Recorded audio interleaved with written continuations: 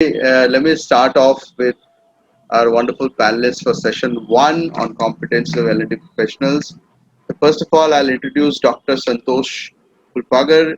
He is the head of talent acquisition L&D business HR, uh, and he's with CG Power and Industrial Solutions Limited. So Dr. Santosh is an experienced HR leader with a demonstrated history of working in the electrical and electronic manufacturing industry.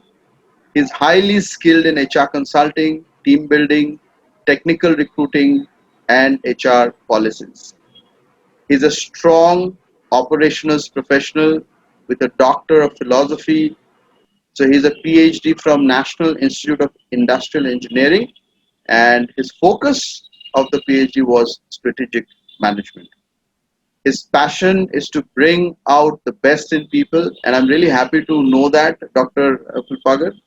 And he has multiple certifications. I'll just mention a few. So he's got his MBTI, NLI coaching, seven habits of highly effective people. And he's, by the way, he's a very down to earth and amazing person who I've interacted with. Don't go by the down to earth part. He's very, very knowledgeable, and he's got a lot of things to share. And I'm sure he's going to do that today. So welcome Dr. Santosh Kulpagar to our conference. Thank you, Jubin. Thank you for that wonderful introduction. So I'll now also introduce Shaji Abraham. He's the head of L&D IDFC Asset Management Company Limited. He is an L&D professional and facilitator for leadership development practices and team learning interventions in the organization. He has aligned and collaborated with HR and business partners to strategically develop and execute leadership, team development, and relevant workforce competencies that increase effectiveness of current organizational systems, dynamics, culture, competencies, management, and related practices. Powered with an extensive background in creating learning environments, including cognitive expansion, behavior modification, and social growth, he is adept at identifying training needs, coordinating through learning solutions, and of course, facilitating coaching and measuring the effectiveness of learning. Again, he's done his organization development and change management. He studied that from Tata Institute of Social Sciences and numerous certifications. Again, and if I keep mentioning all the certifications, we'll run out of time. But I'll just mention a few. He's certified in EI, NLP. He's an ICF certified performance and life coach, MBTI, DISC, Six Sigma Green Belt, and 7 Habits. So, with on that note, Shaji, welcome to our conference. Thanks, Zubin. Thanks a lot. So let us get started. I think it's important for us to understand this very, very important question. So, Dr. Santosh, let me start with you, and let me just put Sure. up this fundamental question, which is our session topic as well. What are the competencies that L&D professionals must have, according to you? Thank you, Jubin, for that wonderful question. I think, first of all, congratulations for getting this enthusiastic response from so many participants, not only from India, but also from multinational companies based out of Malaysia and other countries. So, great job, Jubin. So, to begin with, what are the competencies of L&D professionals? There are multiple competencies, but based on my experience, I have tried to put it into some numbers. I will share one by one the competencies that I believe are very, very important for any L&D professional, and not only L&D professional, anybody who is involved into driving the learning agenda for the organization. Be it CEO, be it CHRO, be it anybody who actually intends to drive the learning agenda to get the business results. So the first important competency as per me is having a business acumen. And let me elaborate a little bit on this thing. When I say business acumen, it is all about understanding the products which your company is manufacturing. And if you are a service organization, understanding the services that your organization is offering to your clients. So, and when I'm saying, the knowledge of product and services, it is also not only the features of the products or services, it is also about understanding the market dynamics, Who are your key competitors? Who are your key suppliers? What are the key drivers of your business? So that is number one. Number two, for any L&D professional, according to me, is the stakeholder management, and I believe that is one of the topic. Secondly, see, L&D is a service function. We are providing service to our internal customers. Several times, based on my experience, we also go out and provide service to our external customer, be it dealers, be the people of dealers, be it maybe some of the community people for whom we are doing a CSR activity. So it is not only limited to internal, but also it can be extended to the external agencies. So all said and done, we are a service function as a L&D function. So it is very, very important. The stakeholders who are responsible to drive this agenda are well aligned with what L&D is trying to do. So the important thing for any L&D professional is to reach out to the stakeholders, understand their expectation, what is that they want to achieve out of this intervention, how they intend to do it, what are the key deliverables which will get measured maybe after 3 months, 6 months out of this intervention. So stakeholder management is second important competency for any L&D professional. The third important competency as per me is, as a L&D professional, you also need to continuously keep learning. There are several ways through which L&D interventions are being delivered. It could be e-learning, it could be classroom learning, it could be a mix of e-learning, classroom, and nowadays we're talking about virtual training. So there are various tools and techniques. You talked about various certifications, you talked about various frameworks. So as a L&D professional, you should be continuously updated with respect to the various means of providing the learning intervention within the organization. So these are the three important things. Then the fourth important thing is, whenever you have to actually deliver as an organization, I'm not talking about the L&D professional, as an organization, you have to carry out any learning intervention in the organization, you need to know how to design that intervention. Should it be one-time event? Should it be a time-space event? Should it be a longer period event? Is it based on the young professionals, emerging leaders? Is it for the top leaders? So it is very, very important to understand this aspect while designing the intervention. So designing the intervention is very, very important. The next competency is, when the intervention is getting delivered, I believe the L&D professional has to be present there and probably in a position to actually guide the facilitators, guide the people who are responsible for delivering those intervention from time to time. Maybe certain course correction is required. Okay, maybe these are the events which can be done this way. Maybe you should spend this much time on this activity. So it is also important competency for L&D professional to do course correction as and when required. But before I go to Shaji, let me very quickly do a poll with our audience here. And since we're talking about competencies, just a very simple question. According to you, which of these three is the most important competency that L&D professionals must have? I've just put up three.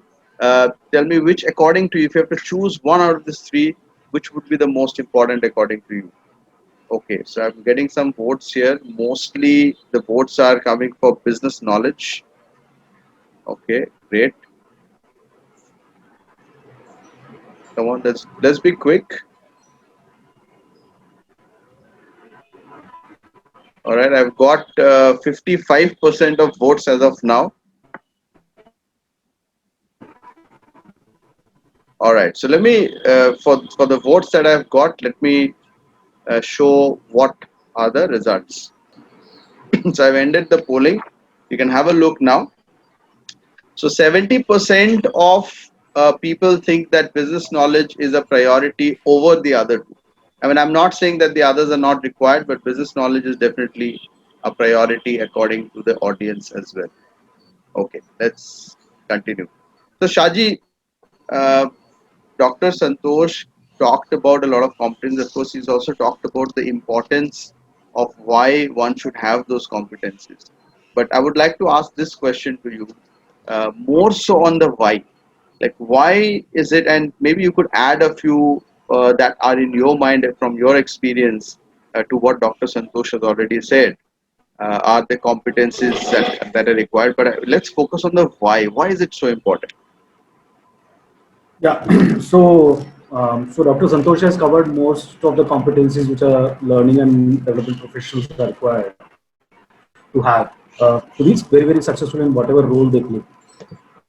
So broadly, what I believe is that I put the entire competencies of an L&D professional into two categories. One is a very, very basic competencies which a person should have, uh, which which which has been spoken about by Dr. Santosh also. Like for example, knowledge about the organization, knowledge about the business, right? The organization which is running, right? Unless he doesn't have the knowledge, I don't know how an L&D professional is going to help the employees over here.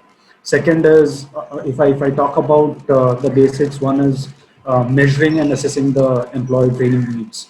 So one of the key competencies, what I believe, is that a learning and development professional should always have a skill to do a training need identification frequently with the employees. See, until unless you don't do a training need identification, it becomes very difficult for a L&D professional to cater to the needs of the employee. Now, that is where, Zubin, I believe, your question also comes, that why these competencies are important. Because until unless I don't know as an L&D professional, I don't know that why am I doing a particular intervention, right? I'll end up creating some or the other thing as an intervention and go and project it to the management or maybe the organization, which I don't know whether it is needed or not.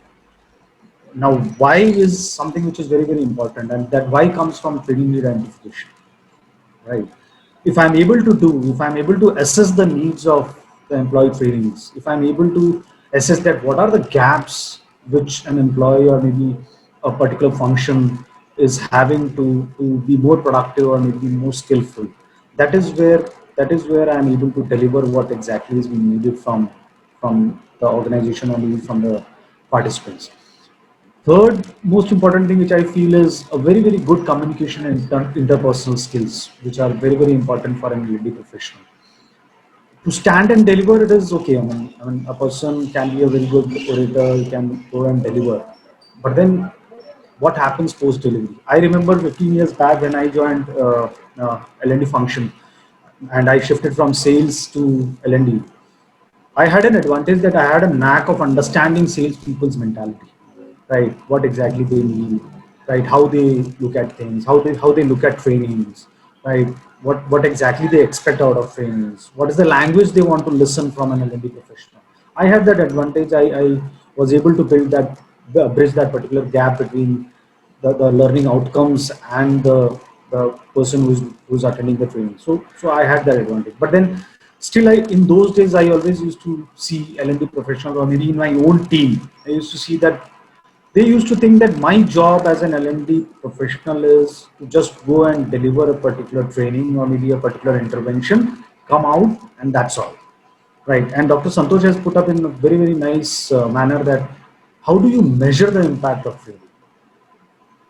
What is the outcome which you are expecting? Even, and these thoughts should come to an L&D professional even before he starts planning or maybe starts creating a particular intervention, right? And that depends on, and all these depends on function to function. So one particular intervention will not work with all the functions in an organization, or maybe with a one particular group of participants. So it is very, very important for an L&D professional to be a business partner, right? Who can align their activities to the organization's business strategies and goals. So it is very, very important to have this particular competency, right? Because again, it comes that otherwise people or maybe organization will just take L&D as a function to create a wow factor in an employee. Wow factor in, not in terms of learning objectives. Wow factor, okay, I have to do something for my function or maybe something for my department, call an L&D professional, get it delivered, that's all. But then how you create an impact, that is where all these competencies comes in play. If you are competent enough to start any L&D intervention right from why am I doing this, your what and how of that particular why, because why is overall the objective of any L&D intervention. Your what and how comes in place, automatically comes in place if I'm clear about that why am I doing a particular L&D intervention for a particular group of people. So it is very, very important to have all these competencies. It is very, very important to understand that why am I doing this. So I am a firm believer of Simon Sinek's principle of why, what, and how, and I implement this why, what, and how in all areas of my work. Anything which I start or anything which comes in my mind as a thought to create or maybe to plan or to strategize, my first question comes to me, and I ask myself is that why am I going to do this? What is the end objective of this? Once I'm clear about that particular thing, my what and how becomes very, very clear. Yeah. So that's from my end, Zubin. So in terms of these competencies also, I mean, I just thought, Shaji, let me ask you something on this. That when you're looking at L&D professionals at different levels, okay, so you've seen, I mean, you started your journey somewhere, but today there are a lot of youngsters also who are starting their journey in L&D itself. They start off, they're not in a sales function, they're not in any other function. They start with the L&D function itself. So if we are looking at those kind of profiles, and then we look at the higher levels also as you grow in your career, how would they start developing these competencies? I mean, it's good to hear that this is what is required and this is why it's required. Where should they start, and how far can they go on their own? Do they need support? Do they need mentoring? Do they need coaching? How would you look at it? And I'll also ask Dr. Santosh the same question after Shahji answers.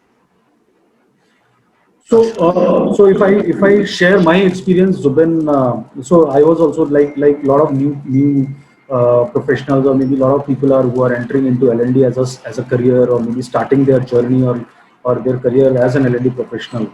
So once I was also in the same boat, right? I also started as a very fresh, around 15, 16 years back, and my core competency at that particular time, which made me get into this professional L&D field, is that I used to love stage, right? I used to love talking. I used to love interacting with people, and stage and delivering a session was something which I was passionate about. So that was only one skill which I had that time. Not whatever certifications you have spoken about during my introduction. All these things was a part of journey which I started around 15, 16 years till now. So my suggestion, or maybe my view, that how an L&D professional can develop himself or herself, or maybe how an L&D professional can come up to the curve or grow in this entire field, is that focus on your self development.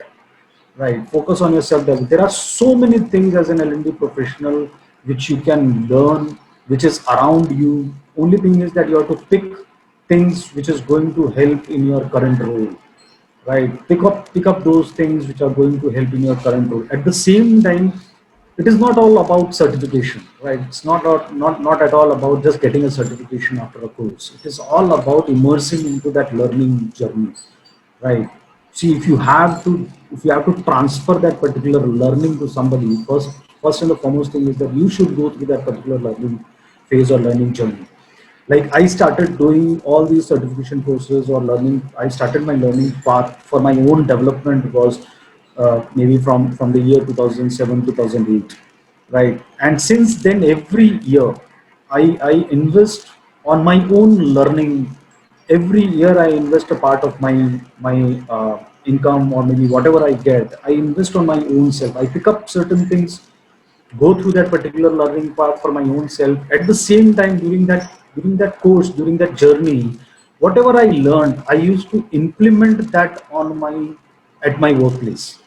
I used to implement that. Whether I get success or whether I don't get success is a secondary thing. But I put an effort. Whatever I have learned in any of the courses, I start implementing immediately at my workplace, because that gives me an experience whether this works or whether this doesn't work, and it gives me an opportunity and time frame to improvise on whatever I've implemented in my at my workplace. So one of the advantage which I had in the implementation of whatever I used to learn in any of the certification courses or any of the development courses was that my stakeholders was very open and very collaborative with me. So they never used to tell me that, okay, you can't implement this or you can't implement that. Whatever new thing which I used to learn in any of the courses, any of the development plans which I used to have for my own self, the moment I used to go and put it in front of my stakeholder, there was a huge amount of acceptability over there.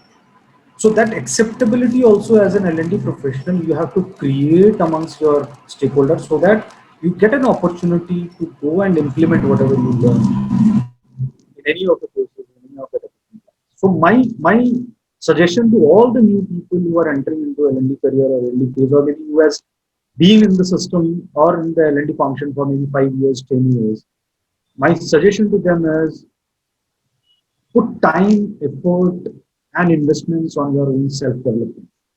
Pick up those things which are going to help in your current role, not something maybe down the line. Something which is not useful in your current role. I don't suggest anybody to go through that particular role. Pick up something which is going to help in your current role, because that will give you an opportunity to implement those particular learnings and come out with maybe improvisation, maybe a success, or whatever the best you can do. So that is my suggestion to all the new people. Okay, thank you, Shaji, for explaining that. In fact, I will now pick that question, that point, and go to Dr. Santosh as well. Is it's of course, what Shaji said was, even from his own experience, that he himself he invests a certain amount of money every year, and it's not only money. I think what is more important is to also invest your time and your effort in learning something every year. So it's an ongoing learning process. So when we talk about competencies, we don't just say, okay, A, B, C, D, and this is what you've got to learn and it's over. You've got the certificate or anything of that sort. It is also changing over time. Now think about pre-pandemic and now, right? So pre-pandemic, the competences required versus now the competences required. And there are certain things which have changed and which will stay that way. I think that's the part many of us would agree that because of the pandemic, certain things have changed and will not completely revert to 100% to what it was before it. So, considering these aspects of changes happening, etc., so how would you look at it, Dr. Santosh, as in development of these competencies, not only for youngsters, but what about us, for example? We've been in the industry for so long, but don't we also need to adapt? Don't we also need to upgrade ourselves like Shaji does as well? Yeah, I agree with you. I agree with Shaji when he said that we need to begin with why. See, first of all, whether we are the startup kind of thing, or a well-established organization, and as a professional, whether we are starting our career mid-level or maybe advanced stage of our career, I think it is very important to understand why do you want to develop these competencies in us. So if you can figure out the answer why, then other things will fall in place. So I will just try to answer this question maybe by point. Maybe if I take a business knowledge, if we as a youngster or at whatever stage we are as a L&D professional, if we have to develop business knowledge, there are multiple ways in which we can actually grow our business knowledge. One is try to actually be open. First of all, openness to learn. That is very important. Second, try to interact with all the business leaders as much as possible. Whether you have opportunity or no opportunity, but identify the opportunities through which you can connect with, and you don't have to connect with only the top leader of the organization or top leader of that business. You can connect with the maybe level 1, level 2, level 3, level 4, and understand what is happening in that business in terms of the products, in terms of the feedback from customers, maybe in terms of the quality, etc., etc. It will help you to understand the business. Who are the competitors? How the market share of your business is increasing, decreasing? What is the driver for this increase, decrease? So if this will give you understanding of business. Second, in my own career, last 5-6 years, I have been involved in writing a HR write-up for the annual report of our own organization. See, if you are a listed organization, you are supposed to actually publish an annual report every day. So another suggestion to all people present here is actually always go through the annual report of your organization and also the competitors. You'll see there is a one letter which is written by either the chairman or the managing director addressed to all the shareholders. There they talk about some of the emerging opportunities for your business, some of the challenges that a business has faced in the past, and some of the key focus areas for the business. So this will give you a high level of information where the business is headed. And not only at the annual level, every quarter also these reports are published by the listed organization. And not only of your own organization, try reading the similar write-up of your competitor organizations. And it will give you an idea what is happening in the industry, where is the focus. The third important thing is, I think, you need to be continuously looking for opportunities to develop yourself as a L&D professional. It need not be certification. It could be simply webinars like this, where, seniors or people who are knowledgeable in that area, they're coming and sharing. So that will also actually help you to actually, understand what is the important thing for you as an L&D professional. And we know, pandemic has created a lot of changes in the current setup of learning delivery. We are not doing classroom training. We are moving more and more virtual programs. There are a lot of things where people are restricted to travel or they are not willing to travel. But it doesn't mean that learning has to stop. Another important thing, I believe, there are multiple leadership models. There are multiple learning models. But all said and done, you'll see there are some underlying commonalities across all these learning frameworks. So I think identifying the patterns, the important thing for you to build your competency as an L&D professional is to look at those patterns. Look at those patterns. Because of pandemic, what is changing? There is a pattern. So as an L&D professional, if we can identify that pattern, it will help us to hone our skills. Another important thing for us to build these competencies are actually start delivering. I think you may or may not get opportunity to deliver program, maybe let's say in the classroom or online, but you can start practicing at your home. Let us say you have to deliver a program for 15 minutes, half an hour, and there is no audience, but it doesn't stop you practicing at home. So if you are a youngster, I will suggest you take any important topic which is actually currently being practiced in your organization, whether it's a 7 habit, any executive coaching, any relationship program, any program is currently happening in the organization. If you have to deliver this program or you have to facilitate, what will you do? Another important thing, I think, for us to build this competency is always interact. Whenever you get opportunity to interact with the learning partners, there are multiple vendors who can, deliver similar kind of program, but their approach might be different. So whenever you get opportunity, interact with them. You get to learn a lot from your learning partners. So this is another thing through which you can actually develop your competencies. So I think these are some of the ways through which you can actually build your competency. But most important thing is have an openness that whether pandemic, no pandemic, as an L&D professional, first of all, I need to learn. And once I learn, I have to start sharing with others. I have to ensure that whichever interventions are being carried out in the organization, they are creating impact, not only in the short term, but also medium and long term for the organization. Absolutely, totally agree with you, Dr. Santosh. In fact, if as L&D professionals we are not willing to learn, should we take up the responsibility of helping or supporting others to learn, right? Okay, great.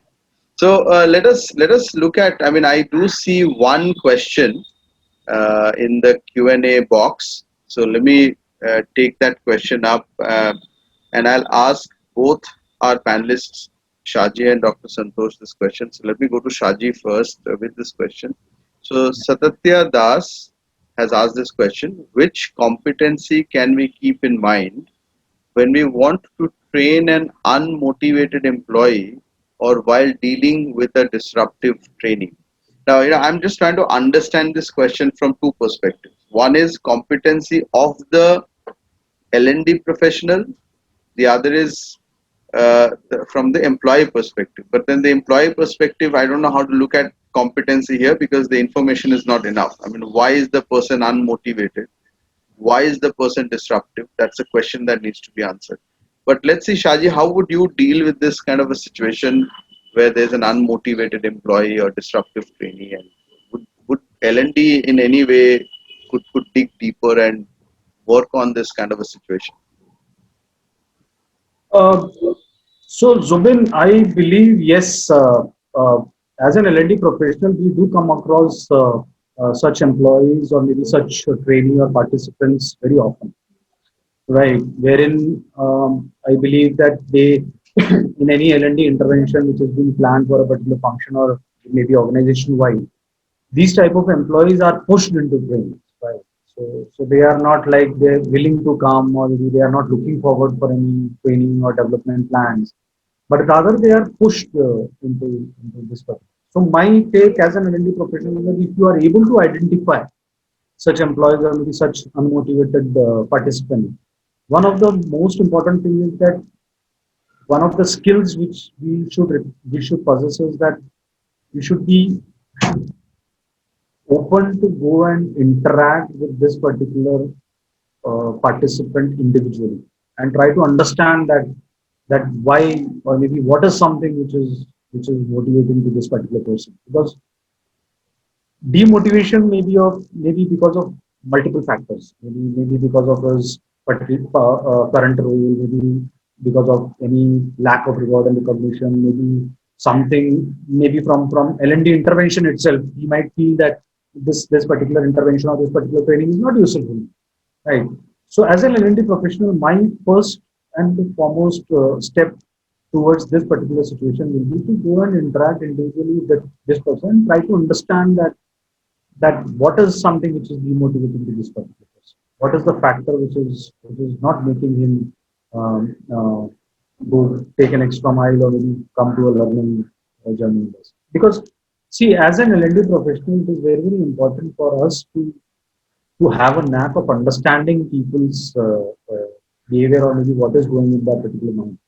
And my experience is, Zubin, that whenever I uh, deliver any particular session, right? Whenever I start a particular session, within first 5 to 10 minutes, as an L&D professional or maybe a facilitator, I should be able to understand that what is the group's feeling, or maybe how that particular group is feeling, or maybe is there any unhappy or maybe demotivated faces or maybe demotivated behaviors, and that is where my skills comes, that if I'm able to understand the overall group's environment or the group behaviors or group's feeling, that helps me to deliver the rest of the session in a more important way. And during breaks, I can definitely have an interaction with such people and try to understand that what is something which can motivate him, what is something which is troubling him, or what is something which is actually demotivating.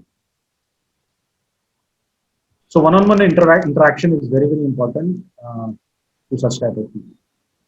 Okay, okay, great. So I'm going to take another question, Dr. Santosh, if I may ask you this. Shijin Sriraman is asking, in today's remote working scenario and changed business ecosystem, how do you see the role of technology in making L&D effective?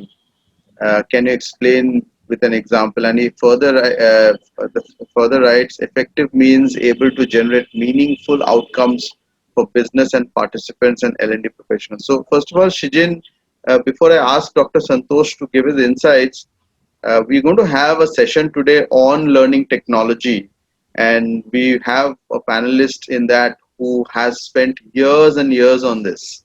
All right. So in case you would like to get very specific technology related answers, you need to be part of that session as well. You could ask there. However, I would still ask Dr. Santosh, what are your views on this aspect of using technology to make L&D more effective? Yeah, technology definitely a very very important means of transferring the knowledge within the organization. So nowadays, actually, I think e-learning is a very important thing. There are many readily available courses. E-courses are available. As an organization, we also actually develop e-courses within the organization, and we can put it on LMS, either on our own organization or some common LMS. So I believe, e-learning is definitely one of the important technology. And another thing nowadays which is happening is this Zoom or MS Teams or whichever thing, but this is actually another important tool, which is a technical tool which is available to all of us to deliver various L&D intervention within the organization. So while delivering, because we cannot create a classroom kind of setting here, but I think a lot of tools are becoming more and more advanced to bring it closer to the classroom in terms of, whether it's a group discussion. So within a larger group, maybe divided into small groups, give a question to them. Second, the way Jubin has just done it, popping up a question, asking the answers, and then immediately publishing the survey. So another thing, this is also very, very important. Another way where technology can play very important is data. Data is very, very important. Who is undergoing what kind of training programs and what kind of impact it is getting developed. It is impossible for us to manually maintain all these things. You can maintain it in Excel, but it may not be very effective. It may not be available to all your stakeholders. So it is very important. Like in our organization, what I have done is very, very simple Kirkpatrick model. Immediately, once the programs are done, actually capture the feedback, whether it is captured through paper or whether it is captured through online, but the data is available in the system against each program. Who is attending that program? Then after every program, I ask participant, what are the key learnings that you are going to take from this program and implement in your current role or maybe the future roles? And I ask them to share it with their managers. And through technology, what we do, we also share it with their managers. XYZ person has attended a program on negotiation skills, and this is where he intends to utilize his negotiation skill on the job. And what we do actually, after 3 months, we go back to the manager as well as the employee. This is what you had committed 3 months back. Have you done it? And if there are any success stories, and that is what I said, documentation. If there are any success stories where people said that we are going to do this in our job, and if they have done it, I actually publish it. So the technology could also be various tools available to transfer the knowledge. Second, the technology could also be to use the data of learning, various programs, what kind of impact that program have created, and presenting it in the form of a dashboard to the senior management. This is how the learning is actually impacting our organization. So, Zubin, can I add yes, a few please. more Yes, points sure. on what Dr. Santosh said? So, Yes. So if I look at Shijin's question, that how do you see role of technology in making L&D effective? And especially since the pandemic has hit, all the physical interventions has moved on to digital space. Right now, we are using Zoom, we are using MS Teams, we are using WebEx. Now, interesting change what has happened is that all the earlier programs, and I'm talking about my own experience, I'm talking about my own organization wherein the transformation which I have done post-pandemic as it is, like all the intervention which used to run physically for maybe a day's time or maybe half a day's time or maybe 2 days workshop. Now there was a challenge to convert all these modules and all these interventions into capsular forms, right? Because ultimately, if I look at any delivery which is happening on Zoom, right, and if I take a particular concept or maybe skill development program or a behavioral program, the attention span of a participant is not beyond maybe 50 minutes to maybe 75 minutes. You cannot ask the participants to sit in front of a laptop and just go through a webinar session for maybe 2 hours, 3 hours, or 4 hours, because your attention span goes out. And when we did some data research and we try to understand that how exactly we can make our L&D interventions or maybe our training modules impactful is that we started breaking our modules, which are longer modules, into small capsular modules, right? And we started delivering. Now we started delivering with a 2 hour or 2.5 hours module. Still, we felt that okay, after maybe 1.5 hours or maybe 1 or 15 minutes, the attention span goes on. We again started reworking on those modules and tried to create modules which are of not beyond 60 to 75 minutes. And that is where we started measuring the impact. The attendance had gone high, the impact of the program has gone high, and the topics and the modules which we picked was also something which was very, very relevant in those pandemic times. So, for example, one of the modules which we immediately picked in the month of April or May last year, 2020, was on the telephonic skill, because we knew now since the pandemic has hit, people were not able to meet physically, or maybe people were not able to interact physically. The only communication medium which was there was mobile or video. So we started working on a module which used to talk about the key skills while you talk on phone. What are the key skills? What are the physiological and psychological background when you speak on phone. So all those things. So picking up the relevant topics, picking up the relevant modules, convert into capsular modules when you are doing it on a webinar session or maybe on Zoom. And as Dr. Santosh said, that your attendance or your participant list is always ready on digital platform. Take out take out those participant lists, put it to your BI team or maybe analytical team to measure the impact of it. So technology, using technology, you can make your L&D interventions also very, very impactful. And it can be put it in front of your business partners, showcasing the impact of that particular program. Absolutely. I think at this point in time, I mean, there I do see a few questions, but since they are not completely relevant to our topic, so I would rather park those questions for now. And we are all also done with our time for our first session. So, Dr. Santosh and Shaji, thank you so much for giving us your time and sharing your insights, your experiences. I'm sure there has been a lot of learning. In fact, uh, one of our participants, Pratima Saraf, wrote very insightful. So I'm very happy to see that there's been a lot of insights being shared and learning taking place. So thank you so much, and I hope we can connect again and participate in such discussions in the future as well.